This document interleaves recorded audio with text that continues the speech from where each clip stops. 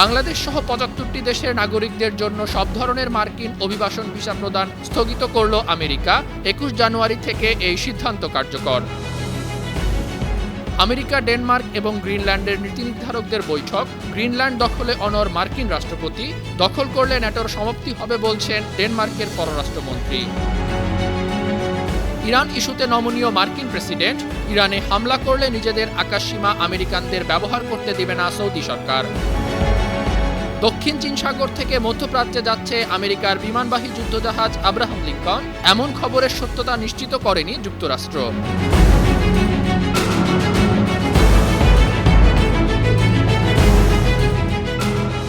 শুনছিলেন সংবাদ শিরোনাম। সবাইকে স্বাগত জানাচ্ছি বিশ্বজুড়ে প্রতিদিনে। বিশ্বের বিভিন্ন প্রান্তে সবশেষ তথ্য জানাতে আপনাদের সঙ্গে আছি আমি ইকবাল মাহমুদ অনিক। বাংলাদেশ সহ বিশ্বের ৭৫টি দেশের নাগরিকদের জন্য সব ধরনের মার্কিন অভিবাসন ভিসা প্রদান পুরোপুরি স্থগিত করে নজিরবিহীন সিদ্ধান্ত নিয়েছে যুক্তরাষ্ট্র। আগামী ২১ জানুয়ারি থেকে এই সিদ্ধান্ত কার্যকর হবে। বুধবার মার্কিন সংবাদ মাধ্যম ফক্স নিউজ এসব তথ্য জানিয়েছে। ধারণা করা হচ্ছে, যেসব দেশের নাগরিক যুক্তরাষ্ট্রে প্রবেশ করে আমেরিকান সরকারি সহায়তা বা সামাজিক সুরক্ষা প্রকল্পের ওপর অতিরিক্ত নির্ভরশীল হয়ে পড়েন, তাদের প্রবেশ ঠেকাতেই এই পদক্ষেপ নেওয়া হয়েছে। তালিকায় বাংলাদেশ, পাকিস্তান, আফগানিস্তান, নেপাল ও ভুটানের নাম থাকলেও ভারত ও শ্রীলঙ্কার নাম নেই। যুক্তরাষ্ট্রের মিনেসোটা অঙ্গরাজ্যের মিনিওপলিসে একজন নারীকে গাড়ি থেকে টেনে হিঁচড়ে নামিয়ে গ্রেপ্তার করেছে দেশটির ইমিগ্রেশন অ্যান্ড কাস্টমস এনফোর্সমেন্টের এজেন্টরা।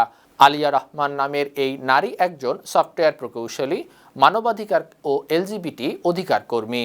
তার শৈশবের একটি বড় অংশ কেটেছে বাংলাদেশে। নিউ ইয়র্ক পোস্টের প্রতিবেদনে জানানো হয়েছে, অবৈধ অভিবাসীদের গ্রেপ্তারে অভিযানে গিয়েছিলেন এজেন্টরা। সেই অভিযানের বিরুদ্ধে প্রতিবাদ করে স্থানীয়রা। এ সময় আলিয়া তার গাড়ি নিয়ে মুখোশধারী এজেন্টদের পথরোধ করেন। গত মঙ্গলবারের ওই ঘটনার ভিডিও সোশ্যাল মিডিয়ায় ব্যাপক ভাইরাল হয়েছে। যুক্তরাষ্ট্রের মিনেসোটা অঙ্গরাজ্যের মিনিয়াপলিসে অভিবাসন বিরোধী অভিযানে আবারও গুলি হয়েছে। প্রায় এক সপ্তাহ আগে একই শহরে র্যানি নিকোল গুড নামে এক আমেরিকানকে গুলি করেছিল আইসি এজেন্ট। নিকোল মারা যাওয়ার পর থেকেই শহরটিতে বিক্ষোভ চলছে। ওই বিক্ষোভ যুক্তরাষ্ট্রের আরও কয়েকটি শহরে ছড়িয়ে পড়েছে। মিনিয়াপলিস শহরের পুলিশ প্রধান ব্রায়ান ও হারা জানিয়েছেন, বুধবার সন্ধ্যায় শহরের উত্তর অংশে একটি বাসভবনের সামনে এক ব্যক্তি ও আইসি এজেন্টের মধ্যে ধস্তাধস্তি হয়।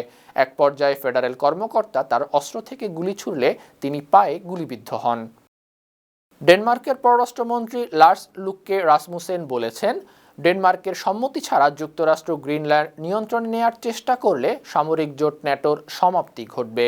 বুধবার টেলিভিশন সাক্ষাৎকারে তিনি আরও বলেন, ন্যাটোর এক সদস্যের ওপর আক্রমণ মানেই সব সদস্য দেশের ওপর আক্রমণ। সম্প্রতি মার্কিন প্রেসিডেন্ট ডোনাল্ড ট্রাম্প বলেছেন, গ্রিনল্যান্ডে রাশিয়া ও চীনের প্রভাব ঠেকাতে দ্বীপটির মালিকানা ওয়াশিংটনের জন্য জরুরি।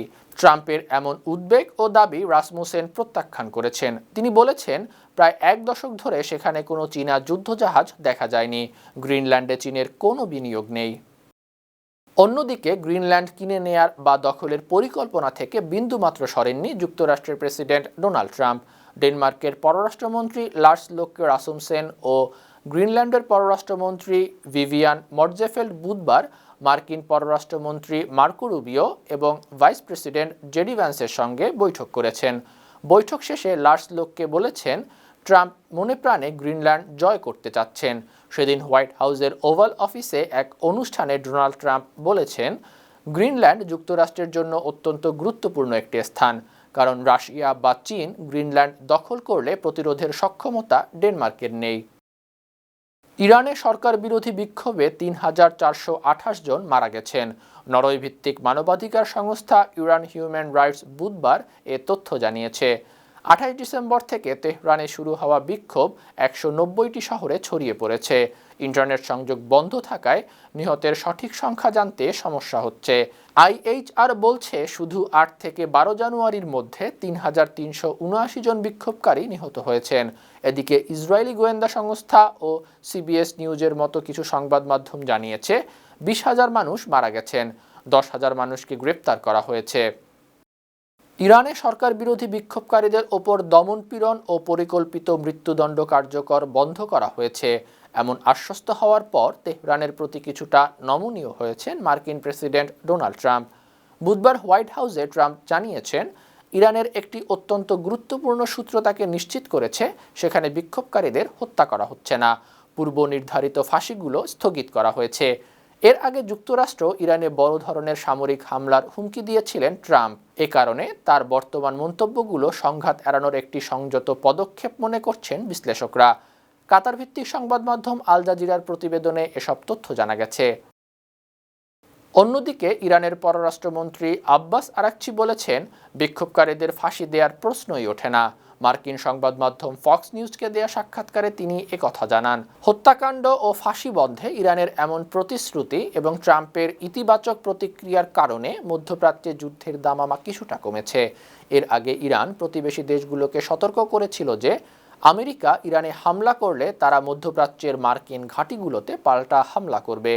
এমন হুমকির পর ব্রিটেন ও যুক্তরাষ্ট্র কাতারের বিমান ঘাঁটি থেকে তাদের কিছু কর্মী সরিয়ে নিয়েছে।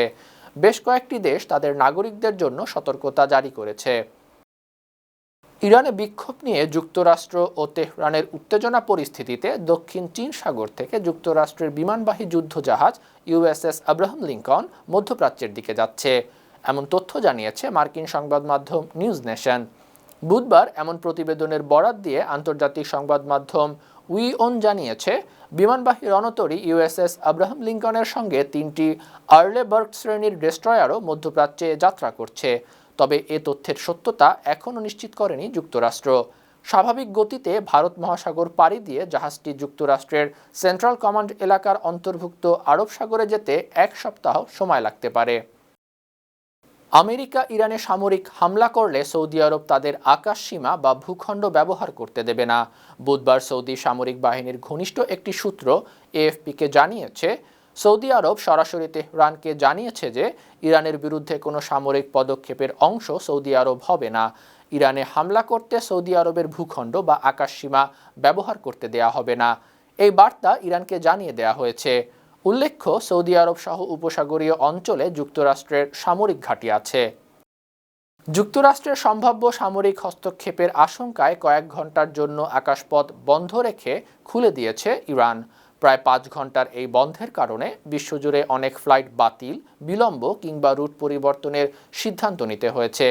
বার্তা সংস্থা রয়টার্স জানিয়েছে, বুধবার যুক্তরাষ্ট্রের ইস্টার্ন টাইম অনুযায়ী বিকেল 5:15 ইরান আকাশসীমা বন্ধ ঘোষণা করে। যুক্তরাষ্ট্রের ফেডারেল এভিয়েশন অ্যাডমিনিস্ট্রেশনের ওয়েবসাইটে নোটিশ দিয়ে এ তথ্য জানানো হয়। তবে সরকারি অনুমোদন সাপেক্ষে আন্তর্জাতিক ফ্লাইটের আগমন ও বহির্গমন এই নিষেধাজ্ঞার বাইরে ছিল। ইরানের নির্বাসিত ক্রাউন প্রিন্স রেজা পাহলভি বলেছেন, তিনি ক্ষমতায় যেতে পারলে দেশটির ইরানের বিতর্কিত পরমাণু কর্মসূচি স্থায়ীভাবে বন্ধ করে দেবেন।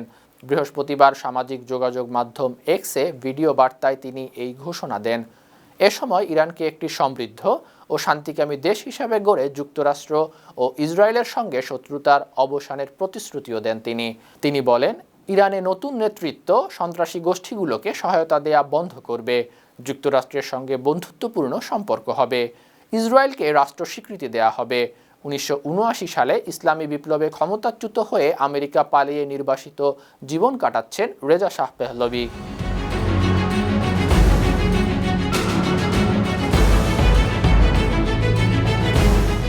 সুপ্রিয় দর্শক, এই ছিল আজকের বিশ্বজুড়ে প্রতিদিনের আয়োজনে। দেশ বিদেশের বিভিন্ন খবর নিয়ে আবারও আপনাদের সামনে হাজির হব। সেই পর্যন্ত ভালো থাকুন, সুস্থ থাকুন, বায়ান্ন টিভির সঙ্গেই থাকুন। ধন্যবাদ।